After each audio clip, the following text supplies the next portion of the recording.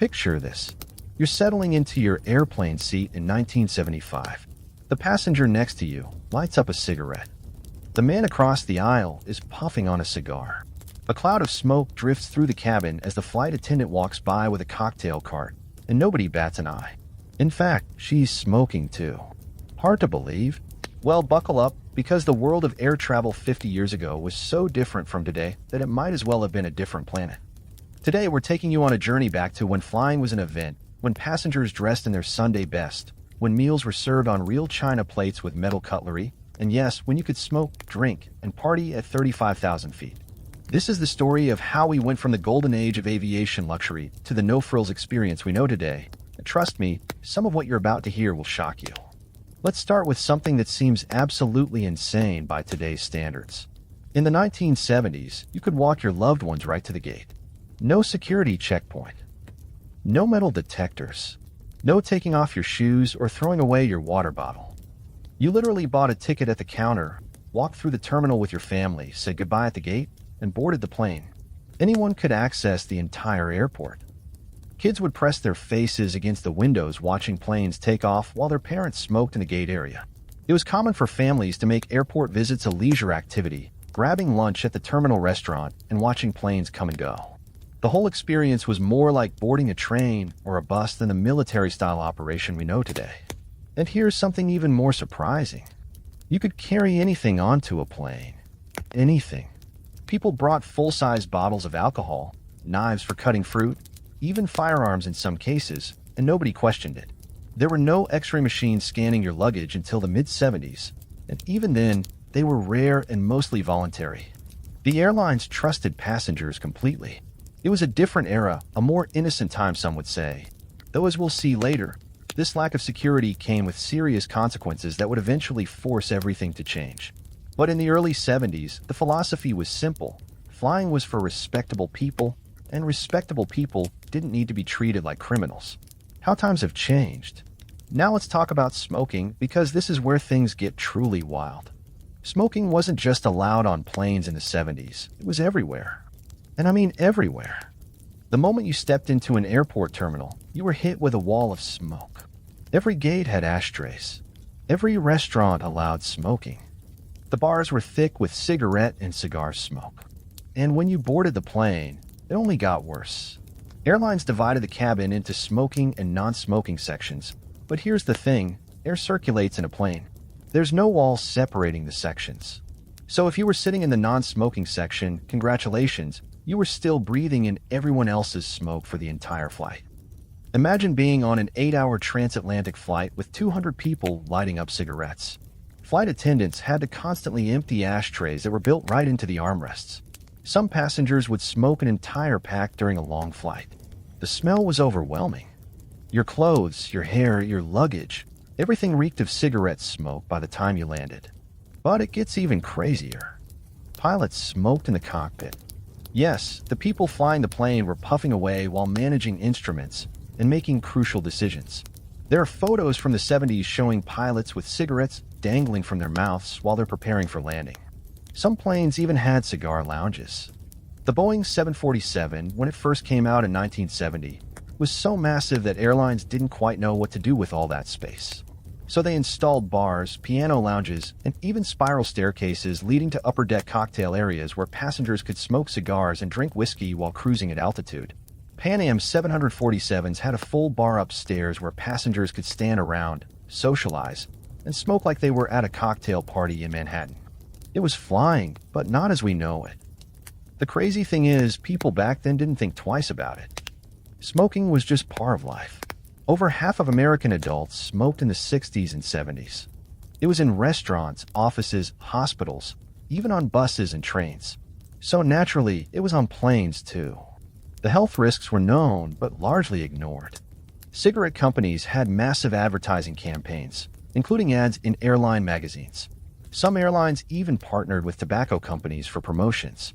You could buy duty-free cigarettes on international flights at incredibly cheap prices. The whole system was built around the assumption that smoking was normal, acceptable, and here to stay. Of course, we now know better, but back then, if you complained about smoke on a plane, you were the weird one. Now let's talk about something that might make you even more jealous than the smoking lounges. The food. Oh, the food. If you've flown recently, you know what airline food is like today. A tiny bag of pretzels if you're lucky. Maybe some stale cookies. A sandwich wrapped in plastic that costs $12 and tastes like cardboard. Well, forget everything, because flying in the 70s was like dining at a restaurant in the sky. Even in economy class, you got real meals. Not snacks. Not microwave mush. Real, multi-course meals served on actual china plates with real metal silverware and cloth napkins. Let that sink in. Economy class passengers in 1975 were eating better than first-class passengers do today. A typical economy meal on a long flight might include a shrimp cocktail appetizer, a choice between two entrees like roast beef with vegetables or chicken and cream sauce, a side salad, fresh bread rolls with butter, a dessert like chocolate mousse or cheesecake, and coffee or tea served in real cups. Not paper. Not plastic. Real ceramic cups. And this was included in your ticket price. You didn't pay extra for meals. You didn't pay extra for drinks. It was all part of the flying experience. Airlines competed on the quality of their food. They hired real chefs and food consultants. They advertised their menus and their promotional materials. Pan Am boasted about their international cuisine. TWA promoted their foreign accent meals designed by Maxims of Paris.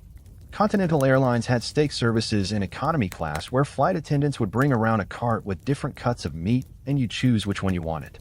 And the alcohol. Oh my goodness, the alcohol. Drinks flowed freely in the 70s sky. Most flights had full bars stocked with liquor, wine, beer, and cocktails, all free of charge. Flight attendants would walk the aisles with carts full of tiny bottles and would mix drinks on request. Bloody Marys, martinis, whiskey sours, you name it. On international flights, the drinking started before takeoff and didn't stop until landing. Some passengers would get absolutely plastered, which occasionally led to interesting situations, but we'll get to that later. The point is, airlines wanted you to feel pampered. They wanted flying to feel special, luxurious, like an event you'd remember. And it worked. First class was even more ridiculous. We're talking about gourmet meals that would rival fine dining restaurants. Caviar service. Lobster thermidor. Chateaubriand carved tableside. Dom Perignon champagne. Some airlines had menus designed by celebrity chefs. The portions were generous, the presentation was beautiful, and the service was impeccable. Flight attendants in first class were trained like high-end waiters. They knew about wine pairings. They could describe each dish in detail. They would light your cigar for you after dinner. It was an era when airlines understood that people were paying good money for tickets, and they wanted to give them an experience worth remembering. Compare that to today, when even in first class on many domestic airlines, you're getting a lukewarm sandwich and a bag of chips. But here's what's really interesting. The reason for all this luxury wasn't just generosity. It was economics. In the 70s, airline prices were heavily regulated by the government. Airlines couldn't compete on price, so they competed on service. They had to find ways to attract passengers other than offering cheaper tickets. So they went all out with food, drinks, comfort, and amenities. It was a race to offer the best experience. And passengers benefited enormously. Of course, there was a downside. Tickets were expensive. Adjusted for inflation, a coach ticket from New York to Los Angeles in 1975 cost about the same as a first-class ticket today. Flying was for special occasions, business trips, or wealthy travelers. Regular people flew, maybe once or twice in their lives. But when they did fly, they were treated like royalty. Let's paint the full picture of what it was like to fly in the 70s, because the food and smoking were just part of a much bigger, stranger world. First, the dress code. People dressed up to fly. Men wore suits and ties. Women wore dresses, heels, and jewelry. Children were put in their nicest clothes. It sounds stuffy, but it made sense. Flying was expensive and special, so people treated it like going to church or a fancy restaurant. You wouldn't show up to a wedding in sweatpants, and you certainly wouldn't show up to a flight that way either. Walking through an airport terminal in 1975 looked more like a fashion show than the parade of pajamas and flip-flops you see today. There was a sense of occasion, of dignity, of respect for the experience. Airlines encouraged this with their advertising, showing glamorous passengers sipping champagne and enjoying themselves in stylish outfits. The flight attendants, or stewardesses as they were called back then, were part of this glamour. And here's where we need to talk about something uncomfortable. Airlines had strict requirements for their stewardesses that would be completely illegal today. They had to be young, usually under 32. They had to be single. If you got married, you were often fired. They had weight requirements and were regularly weighed. They had height requirements. They had to meet specific beauty standards set by the airline. It was blatant discrimination, but it was legal and normalized. Airlines marketed their stewardesses like they were part of the attraction. National Airlines had a campaign that said, "I'm Cheryl, fly me," with ads featuring attractive stewardesses inviting passengers to choose their flight. Southwest Airlines had stewardesses wear hot pants and go-go boots. Braniff Airlines put their stewardesses in poochy designer outfits and had them do a strip where they'd remove their jacket and scarf during the flight, calling it the airstrip. Look it up, I'm not making this up. It was a different and, let's be honest, sexist era. But here's the thing. Despite the problematic aspects, being a stewardess was also considered a glamorous, desirable job. It paid well compared to other women's jobs at the time. You got to travel the world for free. You stayed in nice hotels. You met interesting people. Many women fought hard to get these positions and were proud of their work. They were trained intensively, not just in service but in safety, first aid, and emergency procedures. They were professionals who could handle any situation from a medical emergency to an unruly drunk passenger. So while we can acknowledge the sexism, we should also respect that these women worked hard and took their jobs seriously. Many of them have stories that are absolutely fascinating. Now let's talk about the planes themselves. The interiors were completely different. Seats were wider and had way more legroom. A typical economy seat in the 70s had about 34 inches of legroom compared to 30 or 31 inches today. The seats reclined further. You had actual elbow room. The aisles were wider, so you didn't get hit by the drink cart every time it passed. Some planes had colorful, funky decor that matched the era. Bright orange seats. Psychedelic patterns on the walls. Mood lighting. The Boeing 747, which revolutionized air travel when it launched in 1970, was particularly wild. It was massive, the first wide-body plane, and airlines went crazy with the design possibilities. Upper decks with lounges, spiral staircases, piano bars. Some airlines put in sleeper seats that converted to beds in first class. The whole experience felt futuristic and exciting. Entertainment was primitive by today's standards, but still pretty cool. Before personal screens, planes had a single movie screen at the front of each cabin. Everyone watched the same movie. They'd show first-run films, and you'd rent headphones for $1 or $2. Some people would bring books or magazines. Others would just chat with their fellow passengers. That's right, people actually talked to each other on planes. Without phones, laptops, or tablets, conversation was common. Strangers would strike up friendships during long flights. Business deals were made. Romances started. The social aspect of flying was much more pronounced. Flight attendants had time to chat with passengers too, learning their names, their stories, where they were going. It was personal in a way that seems impossible today when everyone's plugged into their own device. Kids had a completely different experience too. This is going to blow your mind. Children could visit the cockpit during flight. Not just for a quick peek, but they could sit in the jump seat for extended periods, watching the pilots work, asking questions, sometimes even being allowed to wear the captain's hat for photos. Pilots loved showing off their workplace to excited kids. Some airlines gave children wings pins and activity books. The whole industry was family-friendly in a way that seems reckless now, but was normal then. Of course, after September 11th, cockpit visits became impossible for security reasons, but an entire generation grew up with memories of sitting up front watching the world from a pilot's perspective, and many of them became pilots themselves because of those experiences. But not everything was classy and elegant in the sky. With all that alcohol, all that smoking, and fewer rules, things sometimes got out of hand. Passengers would get drunk and rowdy. There are stories of fistfights breaking out over armrest space or reclining seats. People would vomit in the aisles after drinking too much. Some would pass out and miss their stops on connecting flights. Flight attendants had to deal with handsy passengers hitting on them constantly, and in those days, there wasn't much recourse. Sexual harassment was rampant and often dismissed as just part of the job. Women working in aviation have countless stories of inappropriate behavior they had to endure with a smile because complaining could cost them their job. There were also bizarre incidents that would never happen today. People bringing unusual pets on board without proper carriers. Passengers getting up and wandering around during turbulence and injuring themselves.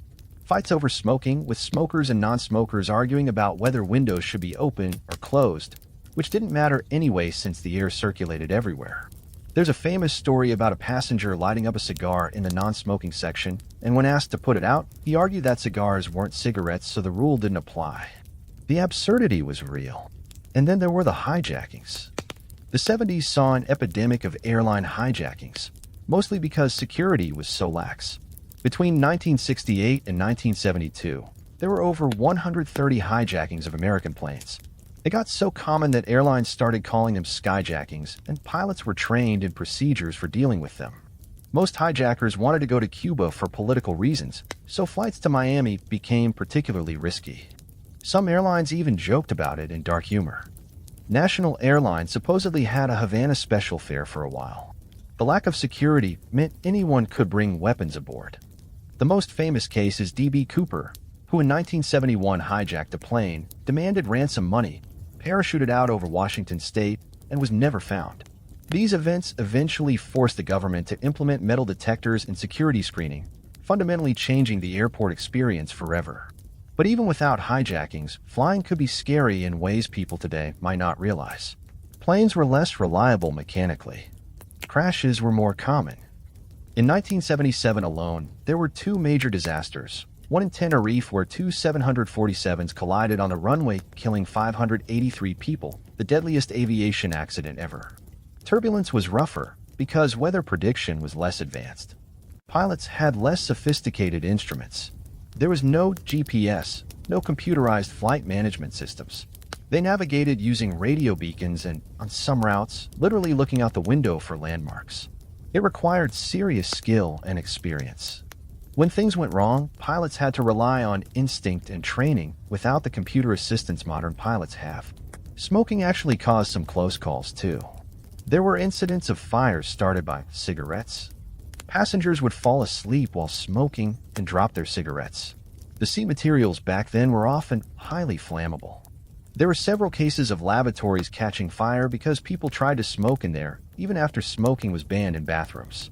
The ashtrays built into armrests could overflow if not emptied frequently.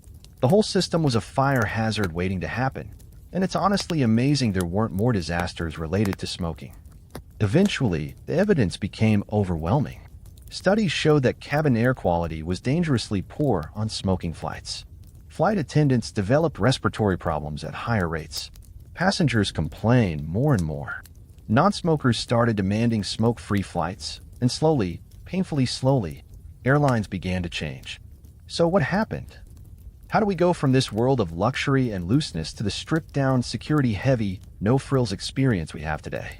It happened gradually, then suddenly. The change started in the late 70s with airline deregulation. In 1978, the U.S. government passed the Airline Deregulation Act, which removed government control over fares and routes. Suddenly, airlines could compete on price. And compete they did. New budget airlines appeared offering rock-bottom fares. Established airlines had to cut costs to compete. And the easiest place to cut was service. Meals got smaller and cheaper. Free drinks disappeared on domestic flights. Seat pitch got tighter to fit more passengers. The glamour started to fade as flying became more accessible, but less special. More people could afford to fly, which was great, but the experience became less luxurious for everyone.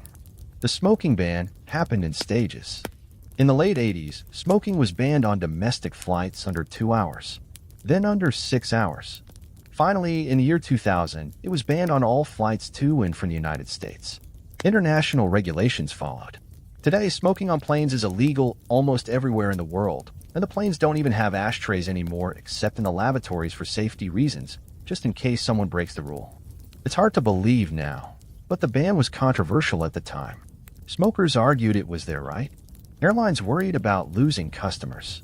But public health won out, and looking back, it's clearly one of the best changes ever made to air travel.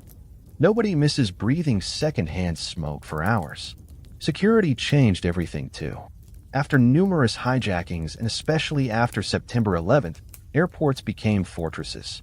Metal detectors became standard in the 70s. X-ray machines followed. Then came the shoe scanners after Richard Reed tried to blow up a plane with explosives in his shoes in 2001.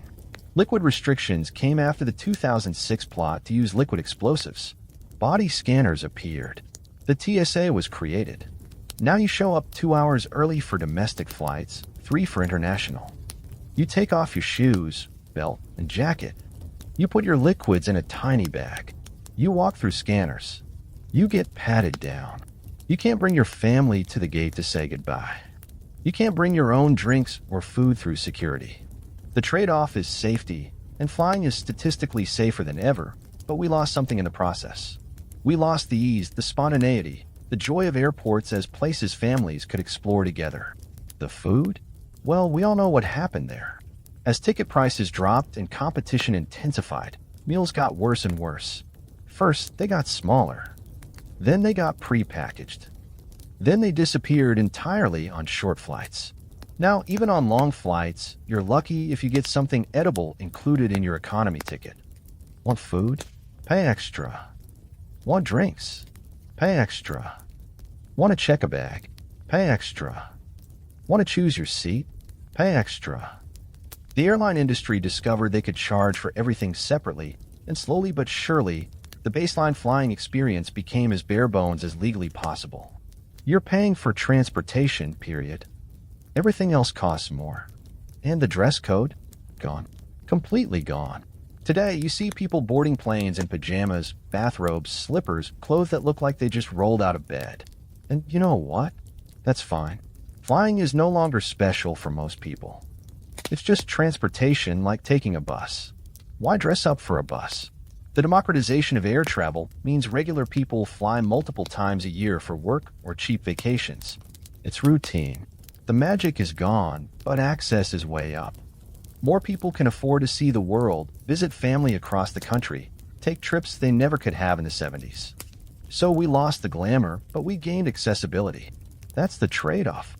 Some people are nostalgic for the old days, and in some ways, it's understandable. It seemed more civilized, more comfortable, more human. But we forget the downsides. It was expensive. It was exclusive. It was discriminatory. It was less safe. It filled cabins with toxic smoke. It was less efficient and worse for the environment. Today's aviation industry moves billions of people around the world every year safely and relatively cheaply. That's an incredible achievement. Could we have more legroom? Sure. Could the food be better? Absolutely. Could airlines treat passengers with more respect? Without question. But we're never going back to the 70s, and honestly, that's probably for the best. So there you have it. The wild, smoky, boozy, glamorous world of 1970s air travel. A time when you could smoke cigars at 35,000 feet, eat gourmet meals in economy class, bring your kids into the cockpit, and walk your grandmother right to the gate without going through security. A time when flying felt like an event, when people dressed up and airlines competed to pamper you with free champagne and 5-course meals. But also a time when tickets cost as much as a used car, when discrimination was built into the system, when safety standards were lower, and when hijackings were so common they barely made the news. We've lost something, no doubt about it. The romance of flying has faded, but we've gained so much more. Safety, accessibility, efficiency, and yes, breathable air. The next time you're squished into a cramped seat eating a sad sandwich on a budget airline, remember, your grandparents might have flown in luxury, but you're flying for a fraction of the price, and you'll actually arrive alive with healthy lungs. The golden age of aviation is gone, and maybe, just maybe, that's okay. Thanks for flying with us today.